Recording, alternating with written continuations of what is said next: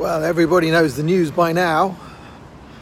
Lieberman has resigned, the defense minister of Israel, over his anger at Bibi's decision, Netanyahu's decision to accept a ceasefire and give a ceasefire to Hamas because they begged him for it. Look, the truth is, I don't know who's right or who's wrong. Yesterday I listened to a very long Caroline Glick interview with Avi Abelo, and, you know, she laid out a big picture of Iran pulling the strings with Hamas, and, you know, it could well be Iran's plan that we do go in big into Gaza, and that just lets them unleash hell on us from the northern border with Hezbollah. So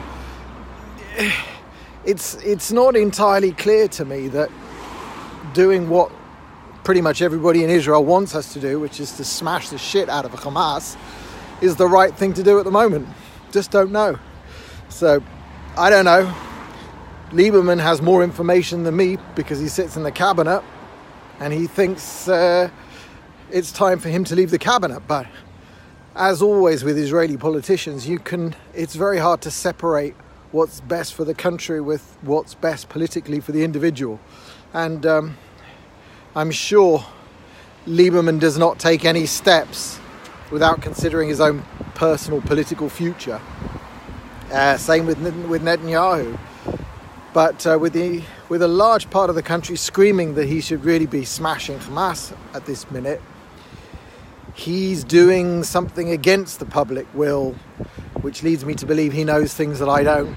And the thing to be really scared of, you know, looking at the damage to that place that was hit in Ashkelon from one rocket of Hamas's that got through Iron Dome, you know, we're all aware of the 130,000 rockets and missiles and proper military grade stuff that Hezbollah have got in the north, and that's the scary one. And if you remember back to 2006, this is how that kicked off. Gilad Shalit was captured. Then there was a Hezbollah thing where they killed some soldiers and stole the bodies in the north, and then all hell broke loose on both fronts. And I think we really do want to avoid. Obviously, you can't negotiate with jihad ever, but also, who knows? I don't know what Bibi knows. He doesn't know what. I don't know what Iran's up to. I don't know what their plan is. Are they trying to kick something off before the sanctions that come into full effect? We just don't know. So that's why I find it hard to be utterly condemnatory of Bibi, even though I really want to be.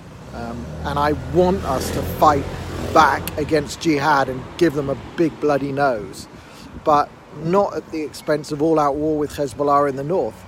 Unless we're going to prosecute that properly, which means just bombing the shit out of southern Lebanon without a care about who our bombs are falling on, which is the way war should be prosecuted. Just because we can aim doesn't mean necessarily that we should be.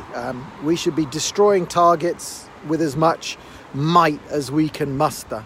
And pretty much the same in Gaza. This bombing of empty buildings where they get to film the building blowing up with beautiful clarity. This is bullshit. We should be bombing their people and their buildings and whatever the hell else we want, whenever we want. Ceasefire be damned.